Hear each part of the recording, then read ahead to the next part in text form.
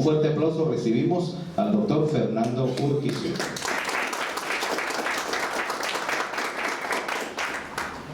Buenas tardes, les agradezco mucho su presencia. La exposición que voy a hacer tiene mucho que ver con lo que es la historiografía del arte, la cohesión social y cuál es la utilidad de la imagen de, en este caso, de Jesús Nazareno de la Indulgencia, pero todo es basado en una historia eminentemente científica. Por eso tienen ahí abajito, le ponemos en el Google Fernando Urquizu, por si ustedes desean ampliar o discutir los documentos o discutir la evidencia histórica que yo exhibo para hacer el discurso historiográfico. Entonces pasamos a la primera diapositiva y les digo que todas estas cosas o estos temas se dan a raíz de una planificación que se hizo hace muchísimos años, en la cual las autoridades de la Escuela de Historia determinaron que en algún momento alguien debía retomar los estudios de Historia del Arte en un nivel un poquito más serio, ¿no? Entonces, producto de eso es que las mismas autoridades proponen o gestionan para que yo viaje a la Universidad de Valencia y luego a la Universidad Nacional Autónoma de México para que haga estudios superiores de arte y podamos nosotros como examinar hechos y documentos que todavía no han sido contrastados como parte de la historiografía de estos temas en nuestro país. Entonces, acá hay una, pero naturalmente eso tiene, miren, el interés por el arte no solo tiene un interés de orden científico. Yo crecí allá en el barrio de la Candelaria, donde precisamente Monseñor González Iriarte llega allá en la década de los 70, si mal no recuerdo, como en el 73, cuando yo tengo memoria, ¿no? Relevando al padre Carlos Gálvez. Entonces, todo ese proceso, digamos, él como experto, digamos, en las cuestiones religiosas, a mí me hace mucho meditar sobre cómo se maneja el culto, pero no solo se debe manejar el aspecto espiritual, sino también se debe vivir en la realidad y en el siglo XXI. Porque es muy, en este caso y en aquel caso, pues teníamos que vivir el siglo XX, ¿no? Estaba la televisión, la radio, fue el terremoto, había que dar un apoyo a la gente para que no perdiera la cohesión social. Entonces, es ahí donde yo comencé a meditar una serie de temas y comencé a ver gente que tenía la ideología común, ¿no? Que es esta ideología religiosa que nos hace ser parte de algo, ¿no? Ser parte de un barrio, ¿no? Por ejemplo, está la mamá de Ana Antonia, doña Carmencita, ¿verdad? Que era una de las personas que no faltaba en las novenas del barrio, ¿verdad? ¿Qué les digo yo? Los músicos como don Adrián Morantes. Entonces, es un barrio en donde estos conocimientos no solo tienen una validez de carácter científico, sino tienen una carga de cierta sentimentalidad, una carga de cierto un hilo conductor que todos nosotros tenemos y que se llama el patrimonio intangible del país, ¿no? Ese, por ejemplo, si yo les digo, Padre nuestro que estás en los cielos, no nos pusimos de acuerdo y lo sabemos, ¿no? Si yo les digo, ojalá que remonten su vuelo, y ustedes saben lo que sigue. Entonces, esos hilos invisibles que no nos pusimos de acuerdo para saber qué son los que debemos de ahondar y tratar de exponer en este discurso. Sigamos con la lista.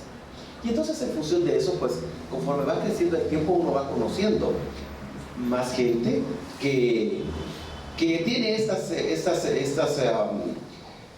inquietudes, ¿no? Y tiene diferentes tipos de especialidades en las artes, ¿no? No necesariamente yo tengo que ser historiador, no necesariamente tengo que ser músico, puede ser un contador. Lo que se necesita es tener una coherencia en lo que se está haciendo y un hilo conductor que también no pierda ese aspecto espiritual, porque el materialismo histórico puede existir perfectamente sin ningún problema de la espiritualidad. En mi caso, por ejemplo, yo puedo creer mucho en Cristo Rey, en Jesús de la Indulgencia, pero no por eso dejar de analizar de manera científica un documento, que eso es la base la base que tiene o el plus que va a tener este libro, que es el cuarto tomo de una colección que se llama Crónicas y Recuerdos de las imágenes de la Pasión en Guatemala. Sigamos. Y esto pues naturalmente trabajar, digamos, de una manera sistemática, no aislada, nos lleva a muchos triunfos y a conquistar lugares que antes no existían, ¿no? Sigamos. Y nos lleva de la mano desde el examen de las imágenes, desde distintos puntos de vista, que pueden ser desde el punto de vista sentimental, desde el punto de vista estilístico, desde distintos puntos, podríamos decir, hasta si quiere de devoción similar. Entonces eso nos lleva de la mano a cada vez más ampliar nuestro equipo de investigación y lograr nexos, ¿no? De una persona hacia otra persona. En este caso, quien está conmigo levantando este inventario en la Merced de la Antigua Guatemala es el licenciado Gabriel Morales Castellano, ¿no? Quien también fue la persona que hizo las gestiones para que hiciera precisamente los estudios superiores de arte en la Universidad de Valencia. Pues lamentablemente se nos fue la Semana Santa del año pasado, y fue precisamente cuando estaba cargando a Jesús de la indulgencia como una anécdota que le dio un paro cardíaco y no se murió en el momento, sino todavía aguantó 8 días, ¿no? Y cabal le dijo fue el martes santo, para no sentir mal. Pero la cuestión es que tanta era su cariño, su devoción por este tipo de situaciones, ¿no? Que lo lleva hasta sobrevivir toda la Semana Santa completa, y él sentía mucha satisfacción de haber participado en esta procesión de Martes Santo, y luego pues lo lleva hasta encontrar esas mismas manos de ese Jesús con el maestro Luis Manuel Muñoz, que es uno de los mejores restauradores, y que en el caso de Jesús de las Beatas se logra por primera vez que se crea en el proceso de restauración como un proceso que nos ayude a recuperar una imagen, que nos ayude a recuperar la forma original, la belleza estética, por decirles. Naturalmente que eso tiene mucho que ver también con las joyas, con las artes suntuarias, con los elementos iconológicos, iconográficos. Y en este caso, el maestro Luis Manuel Muñoz logra por primera vez acreditar ese proceso, podríamos decir, de restauración de uno de las imágenes. Entonces esto pues naturalmente nos va a ayudar a engrandecer y a entender un poquito mejor otro tipo de especialidades, porque Jesús del Beaterio es una de las imágenes que, lejos de tener un proceso de restauración que la desvirtúa, la avalúa, y eso pues naturalmente seguido por un plan, digamos, muy bien llevado por Monseñor González Iriarte, que es de incorporarla al proceso, digamos, del ideario de los cucuruchos. Eso hace que se produzca un blog en la Semana Santa respecto de una imagen que estaba en bastante decadencia por problemas que también son analizados en el documento. Sigamos. Luego, lo importante de esto es que nosotros podemos conocer a Jesús aquí en el Beaterio y en el barrio desde un punto de vista eminentemente devocional. Pero Monseñor Iriarte también se propuso mucho esto, hacerlo también llegar a un discurso fuera de acá, ¿no? Y entonces fue en el 2009 cuando presentamos una revista, pero ya la presentamos en la Escuela de Historia en la Universidad de San Carlos, y ya conformamos lo que es la columna vertebral, podríamos decir, de todo eso, ¿no? Ya a esto pues ya está don Eric Espinosa Folgar, ya está don Juan Alberto Sandoval Aldana, la misma doctora Torres Valenzuela, don Gabriel Morales. Entonces ya vamos haciendo un equipo multidisciplinario, un equipo que cada quien piensa diferente, pero todos siempre llevando ese hilo conductor que es la devoción hacia las imágenes, las proyecciones, y también bien llevado por una mentalidad también interesante, ¿no? Porque pensemos que Monseñor Iriarte es una persona formada dentro del ideario religioso, podríamos decir, antes del concilio, antes del cambio que se dio la Iglesia del Concilio Vaticano II, ¿no? Entonces, naturalmente tiene una formación diferente, sin embargo, logra incorporar esos nuevos elementos que aconseja Pablo VI, ¿no? La radio, los carros, la reproducción mecánica de la imagen y todo eso, los logra incorporar al evangelio, ¿no? Pero no por eso no implica que no sepa música, que no sepa latín, que no sepa todos los elementos de la iglesia tradicional, y eso es lo que lo lleva a producir, digamos, una gran procesión, digamos, que ya era bastante citadina, bastante fuerte, como era la de Jesús de Candelaria, pero la transforma en una procesión global, en una procesión cosmopolita que tiene una connotación de tipo mundial, ¿no? Y entonces dentro de esto nosotros vemos también su trabajo en el beaterio, ¿no? Acá es una iglesia semiabandonada en donde se jubilaban las personas, donde ya no se hacía nada, ¿no? Y entonces es muy interesante ver como una persona con más de 70 años de edad llega acá y todavía tiene arrestos para lograr hacer este equipo de trabajo, lograr ir a la universidad. Todo esto no es muy fácil de lograr, y sin embargo va a ser esa experiencia la que, respaldada con distintas piezas, podríamos decir, claves en la elaboración de un discurso, se llega a esta situación. Entonces la primera persona que interviene en la confección de este documento pues es don Juan Alberto Sandoval, que estaba en la fotografía pasada, quien va a hacer un resumen de cómo llegan las devociones a las Beatas de Belén o a la congregación de Belén, especialmente de Jesús Nazareno, la Virgen Dolorosa. Luego viene otra esta persona que comparte acá conmigo, con quien tuve la oportunidad de hacer otro documento, que es el arquitecto Mario Vico Calderón, quien hizo un capítulo dedicado al origen de la imagen, dónde estaba en la antigua, cómo se traslada, cómo viene a la Nueva Guatemala de la Asunción, y deja su historia en la elaboración del inventario de un padre, no recuerdo en este momento el nombre, Flores, ¿no?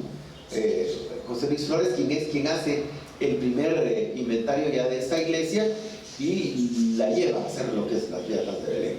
Sigamos.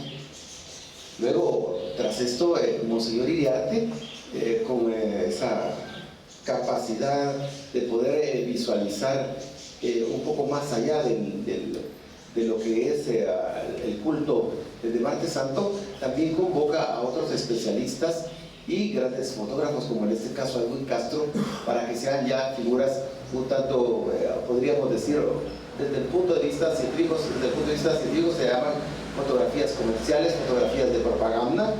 Desde el punto de vista religioso serían figuras devocionales, un tanto más precisas, que van a comenzarse a hacer, por ejemplo, con personalidades como Edwin Castro. Entonces eso hace también que esas viejas imágenes que tenemos de las Beatas de Belén sean actualizadas, ¿no? Y entonces en la medida que hay una actualización, hay una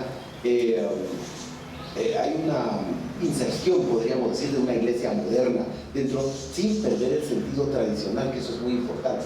Sigamos. Y luego pues esta prueba, para que ustedes se den cuenta más o menos el contenido que va a tener el libro, pues partimos, o yo ya parto en el análisis del capítulo que a mí me corresponde de este documento, que nos dice, fíjense, la nueva procesión, dice: la tarde del miércoles santo salió de las Beatas de Belén por la tarde, veía esa imagen de Jesús con la cruz a cuestas, y esta procesión, como todas sus similares anteriores, no desmereció en ellas, a pesar de no ser esta la primera vez que se celebraba. No faltaba la imagen de la Dolorosa, San Juan y la Magdalena. Pienso que esas imágenes se perdieron, las de San Juan y la Magdalena, durante el terremoto de 1917. Pero originalmente esta imagen, ya estamos hablando de una procesión que salió por ya hace más de 100 años, de manera consecutiva. Así es que con esto rompemos un poco el mito. Por ejemplo, que nosotros decimos que, por decirles, en la iglesia de San José, eso se fundó cuando llegó Mario Roato. Nosotros decimos otras cosas, por ejemplo, en la recolección, ahí cuando llegó Fray Miguel a Murcia se fundó la iglesia. Y rompemos también el mito con que aquí todo se dice en 1969, 1970. Sabemos que existía una procesión continua mediante documentos y que siempre salió, y no fue una procesión desmerecida, sino que más bien lo que pasa es que como toda desfile procesional, como toda cuestión, tiene sus altas y sus bajas a lo largo de 100 años va a tener partes álgidas y va a tener partes bajas, digamos. Pues eso también es contrastado con el aporte de Luis Manuel Muñoz, quien también pues encuentra una pieza cuando está en el proceso de restauración, pero entonces ya nos da una evidencia no solo física, sino documental de esa procesión que sale en el año de 1907, digamos adelante. Y luego pues lo importante es lo que nosotros hacemos y la memoria histórica, que en este caso los dos autores, por ejemplo, de las crónicas del 70 para esta parte que están acá presentes, que es don Eric Espinosa y don Luis Manuel Camposano, pues ellos tienen ellos hacen las crónicas de lo que ellos vivieron en las procesiones, pero es un poco más difícil tratar de recuperar la memoria histórica de lo que no vivimos y de lo que sí existía. Entonces, el libro, pues, esa es otra parte, ¿verdad? Esa recuperación de esa memoria histórica, y esa es dada por una nueva generación de patojos, ¿no? Investigadores, en este caso que el joven Douglas Aníbal Ruiz, que es el que encontró ese documento, un estudiante de la Escuela de Historia, y por parte de él ya viene el estudio de esa documentación y la recreación de nuevos documentos, que ya lo hace el joven Giovanni García, que es el que hace ya los dibujos de reconstrucción histórica de la procesión de Jesús del Beaterio, que eso es una cuestión muy importante. Ojo, porque nada estamos inventando, sino ni recordando, como en el caso de los licenciados Camposano y el licenciado Jonar, que ellos vivieron una cosa y son testigos de lo que se llama testigos de ojos, testigos que vivieron el hecho, y ellos dan un testimonio de acuerdo a su punto de vista de lo que vivieron. Pero es mucho más difícil ver una cosa en documentos y dar una recreación de lo que es una procesión. ¿Sí? Y dentro de esto tampoco debemos dejar, ¿verdad?, de paso lo que es esos conocimientos, ponerlos al alcance del público mediante las páginas de internet. Por ejemplo, en este caso, Jonathan Castillo cumple esa función especial el día de hoy de poner este conocimiento al alcance de las nuevas generaciones, porque a nosotros nos gusta, no es lo mismo nosotros que aprendimos en un nivel en el cual hay una cátedra, una persona que habla y otra persona que recibe el conocimiento. Los patojos por lo regular ya no les gusta ese tipo de conocimiento, sino son más dados a verlo todo vía internet y vía teléfonos electrónicos, vía reproducción mecánica de la imagen. Entonces es ahí donde se cumple otra función totalmente diferente. Entonces, en este sentido, entonces está ese papel muy importante de esa reproducción mecánica de la imagen, y también está la participación de artistas, como en este caso el señor que está haciendo el dibujo es de otra profesión, porque su profesión es la odontología, lo cual no implica que no le vaya a gustar el arte, y no implica tampoco que no le guste la investigación histórica. Entonces ven cómo el campo de acción de todo esto, una cuestión es Monseñor como un ente, Monseñor Iriarte como un ente, digamos, mediador entre todos nosotros, pero un papel muy diferente es el que cumple cada uno de nosotros a la hora de realizar este discurso historiográfico, ¿ya? Que va desde artistas, contadores, ¿qué les digo yo? Licenciados en administración, en el caso de Eric, pero todos en ese hilo común, que es esa devoción y ese respeto, ese amor a las tradiciones de Guatemala. ¿Digamos? Y en este caso pues se producen este tipo de documentos, ¿no? Ya en base a la documentación que presenta, que encuentra Douglas Aníbal, en base a la evidencia que encuentra material Luis Manuel Muñoz, entonces se crean este tipo de recreaciones, podríamos decir, de carácter artístico, ¿no? En la cual pues tratamos la manera de acercar al pueblo a ese lejano miércoles santo de 1907, ¿ya? Y dentro de esto pues hay otra parte, que es ya la parte vivencial, que es la que vive, por ejemplo, Luis Manuel Camposano Ávila, quien ya es autor ya de otra parte del libro de las crónicas, en donde él da a conocer sus recuerdos y sus vivencias de la profesión en un periodo de tiempo determinado, ya de lo que él ya vivió en este mismo recinto. Y si ustedes se dan cuenta, él está parado exactamente donde yo estoy en este momento. Entonces, pero esto ya es otra parte del libro, otra parte vivencial y bastante cómoda. Sigamos. Y pues dentro de esto, otra parte vivencial es cuando ya en el siglo XXI, don Eric Espinosa pues toma la batuta del desfile sacro, ¿no? Y de la manutención de Jesús, en el sentido estético y en el sentido de la imagen en sí. Y también pues él nos ofrece en otra parte del libro sus crónicas y recuerdos de esta procesión y de esta imagen de Jesús de emergencia. Vamos adelante. Y respecto de esto, pensemos en que todavía falta otra parte del libro, que es las correcciones, ¿no? La primera corrección la está haciendo el señor Campuzano, en lo que es referente a ortografía y todo ese tipo de situaciones, pero también necesitamos una persona que sea la editora y que le dé una concatenación lógica a todo el documento, porque una cosa es que lo leamos nosotros desde el punto de vista sentimental, pero otra cuestión es diferente, es que lo lea un antropólogo, un arqueólogo, y otra cosa más diferente es que la lea un antropólogo o un arqueólogo que por ejemplo vive en la Ciudad de México, o que vive en Nueva York, o que vive en Londres, para que el libro tenga una validez de carácter universal. Y eso se está encargando la maestra Yuri Chávez García, quien es la que se encarga de darle un estilo total al documento. Sigamos. Y dentro de esto, pues, no nos queda nada más que producir un documento que tenga pues toda la validez de carácter científico, que tenga también toda la referencia espiritual, porque no la podemos dejar de lado, ¿no? Si esto lo hubiéramos hecho hará unos 40 años, o se era comunista, o se es anticomunista, o se es materialista, o se es idealista. Actualmente pues hay un poco de más apertura en ese tipo de posturas. ¿Y por qué una persona que cultiva el materialismo histórico, como es mi caso, no va a verle un carácter sentimental y un carácter, podríamos decir, de cierto acercamiento a este discurso?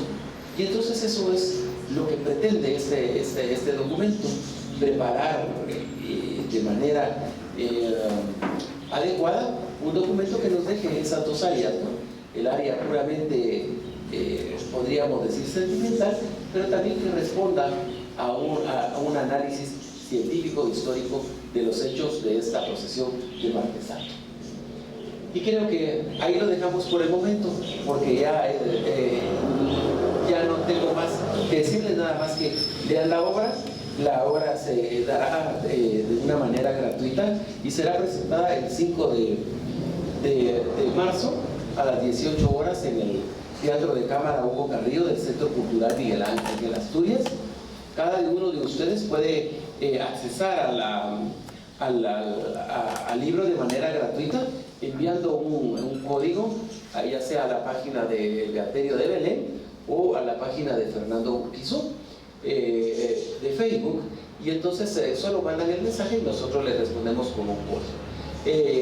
Hay gente que manda códigos por doquier, pero también no se preocupen también que vamos a estar, no es la primera vez que presentamos un documento y a veces tenemos problemas, así que una persona quiere, por ejemplo, que le den 10 libros, entonces tenemos que pensar en que cada uno de nosotros puede reclamar uno, pero tiene también que compartir los otros 9 con personas que lleguen ese día, ¿ya? Y que solo las personas que lleguen ese día se los damos para que, porque no tiene objeto regresar esas cajas de libros para acá, para la casa, ni apartárselos a alguien, porque no tienen ningún objeto que se lleven de la tipografía nacional, pagar quien los cargue, pagar un camión, pagar un flete, para de ahí guardárselos a otra persona. Eso es una cosa absurda, razón por la cual yo les ruego su comprensión, y si no pueden ir ese día, pues que manden a otra persona. Si eso no es una cosa del otro mundo, que todo eso se da con códigos y de una manera ordenada, para que todos tengamos estas cosas o este tipo de documentación y que la tengamos a la mano y de manera gratuita, y para que cada uno de nosotros la pueda consultar en el momento que así lo considere conveniente. Entonces dejo el micrófono, el uso de la palabra, a don Eric Espinosa para que continúe este acto académico. Buenas tardes. A mí me va a tocar platicarles un poquito de lo que fue la convocatoria para hacer el libro Crónicas y Recuerdos de Jesús del Eterio de Belén. Terminada la Cuaresma y la Semana Santa del año pasado, cuando recibimos la noticia de la consagración de Jesús en el mes de agosto, de alguna manera algunos colaboradores que están aquí presentes, como es el señor Jorge Sánchez, José Jorge Pinelo, Fernando Bonilla, Juan Carlos Pérez y Luis Miguel Arias, pensamos en la idea de presentarle a Monseñor un proyecto de poder realizar el libro que recapitulara toda la historia de Jesús. Iniciamos las pláticas con Monseñor y con su guía nos pidió que convocáramos a todos los historiadores que pudieran intervenir en él. Razón por la cual hicimos la convocatoria al doctor Mario Vico Calderón, al doctor Urquizú, al licenciado Juan Alberto Sandoval, al licenciado Luis Manuel Muñoz, para escribir todas las partes que van a ver ustedes en el libro que se va a entregar el próximo 5 de marzo. Sin embargo, había que tocar también otras puertas, las personas que iban a ilustrar el libro y las personas que se iban a integrar a lo que es la diagramación y el diseño. En este caso también recurrimos a Jonathan Castillo, y recientemente con la buena noticia que también una persona que está aquí presente, que es el artista de lienzo que ustedes van a ver en la procesión ya del día de la consagración, al señor Junior Archila. Ya con esto, ya el grupo integrado, pues, y la guía de Fernando Urquizú, cada uno empezó a escribir su capítulo y nos hacía falta buscar las puertas de alguien que había sido parte del Beaterio de Belén, pero que de alguna manera no teníamos el contacto. A través de las redes sociales y de un amigo, Luis Ordóñez, contactamos a Luis Manuel Campuzano, que tuvo a su cargo la guía de la procesión durante algunos años previos a la llegada de Monseñor. Y así es como se conformó el grupo de la investigación histórica que interviene en el libro. Pues de alguna manera estamos ya en la última fase, ya los capítulos están siendo revisados, fotografías, todo lo que se logró reunir, pues reúne toda la historia de Jesús. Mas, sin embargo, como dice el doctor Urquizú, la historia no empieza, la historia de Jesús, la historia procesional de Jesús no inicia en 1969. Ya hay indicios, ya hay pruebas que Jesús no dejó de salir durante todo el siglo pasado, sea de una manera sencilla, sea de alguna manera en viacrucis intramuros, pero la devoción y los actos de piedad popular de Jesús Nazareno del Beaterio de Belén se dio durante todo el siglo pasado, y la investigación no termina aquí, ¿verdad? La investigación queda abierta, no tenemos la temporalidad, no tenemos el autor de la imagen, más la temporalidad de acuerdo a las investigaciones del doctor Mario Vico Calderón ya se tiene. Ustedes lo van a ver ya impresas en las páginas de este libro. Muchísimas gracias, los esperamos en el Teatro Nacional, ¿verdad? En el Teatro de Cámara, el 5 de marzo, donde van a poder tener un ejemplar del mismo. A continuación voy a presentar al señor Luis Manuel Campuzano, que es parte del libro también. Buenas tardes, Monseñor, a todos los que están aquí en este lugar. Tal vez una cuestión que quisiera comenzar es por qué me buscaron a mí. Como decía Fernando, él pues es vecino aún de Candelaria, vive ahí. Yo vivía aquí enfrente de las Beatas de Belén. Yo estudié aquí en el kinder en las Beatas de Belén. Habían unas hermanas belenitas. Entonces yo crecí. Y en las tardes, cuando venía del colegio, que fue en la casa central, hice la primaria, me venía para acá, me venía a comer las hostias con las señoras que ayudaban a las hermanas a hacer eso, ¿verdad? Entonces, para mí estar en las Beatas de Belén fue algo como estar en mi casa. Yo fui acólito. Cuando comienza la procesión, quizá en el año 70-71, fuimos los primeros acólitos que salen con Jesús. Y de ahí, pues, a mí me quedó el amor y el cariño por Jesús de la indulgencia, ¿verdad? Tal vez de esos hilos conductores que decía Fernando, pues yo tuve la dicha de conocer a las personas que en el año 1969 pues vienen a hablar con las hermanas belemitas a pedir como que un permiso para sacar esa procesión, como decía él, que aparece a intramuros, sacarla a la calle. Y ese grupo venía Vicente Ramírez Luna, que tenía aquí a la vuelta su centro fotográfico, le decíamos Chente a él, era muy cariñoso don Vicente, pero también venía don David Galicia, que aún vive, está en un asilo, ya tiene problemas por la edad, y las otras dos personas que vinieron esa vez, Marco Marcelino Morales y don Luis Reyes, que también ya fallecieron. Para mí es muy importante haber podido colaborar en estos recuerdos y crónicas de Jesús de la Indulgencia, porque fui parte de ello. Hoy en esta solapa de mi saco traigo un botón que se le impuso a Marco Marcelino Morales aquí en 1978, cuando el padre Mateo Valdés lo nombra presidente. Fue Maco el que a mí me dejó no un montón de cosas de la iglesia o de la hermandad, sino me dejó este botón, me dejó una foto que tomó él y me dejó las partituras originales de la marcha de Jesús de la Indulgencia y de Azucena de Nazaret, que alguna vez platicamos con el señor Marco Aurelio de entregarlas en algún lugar para que queden bien conservadas y que en algún momento pues no se pierdan, ¿verdad? Así que para mí, como les digo, es una cuestión muy emotiva poder participar de este acto. Como decían ellos, tal vez la procesión en algún momento pudo haber decaído, pero es interesante cómo en el año 2002 Monseñor Oscar García, que también ya falleció, que era capellán de la iglesia, tenía serios problemas aquí en las Beatas de Belén y nos manda a llamar para que le ayudemos. Ese año, como en el año 1969, en el 2002, volvimos a sacar la procesión sin nada. Nos habían dejado realmente sin nada. Y después nos enteramos que venía Monseñor Maco a la iglesia, estuvimos en la misa. Cuando se fue Monseñor Oscar, vino Monseñor Maco y fue Monseñor Rodolfo Mendoza quien celebró esa vez la Eucaristía y quien vino a presentar a Monseñor Maco. Ahí terminó, por así decirlo, mi participación acá. Monseñor Maco pues traía personas que le podían ayudar, yo participé un par de años y estar nuevamente aquí para mí es una cosa realmente increíble, ¿verdad? Tal vez no parezco de edad, ¿verdad? Pero igual soy de la época de esos 60 y tantos, ¿verdad? Entonces para mí es mucha alegría poder haber participado. Gracias a él, gracias a Fernando Jesús, porque aprendí bastante de ellos. Yo me dedico a la parte de educación, tengo experiencia en escribir, pero no en escribir libros, ¿verdad? Entonces para mí esto fue algo bastante bueno. Y también gracias a Monseñor Maco, porque en algún momento pues pudimos compartir y le felicito por lo que ha hecho y que ha logrado por Jesús. Muchas gracias, Monseñor Maco. Gracias.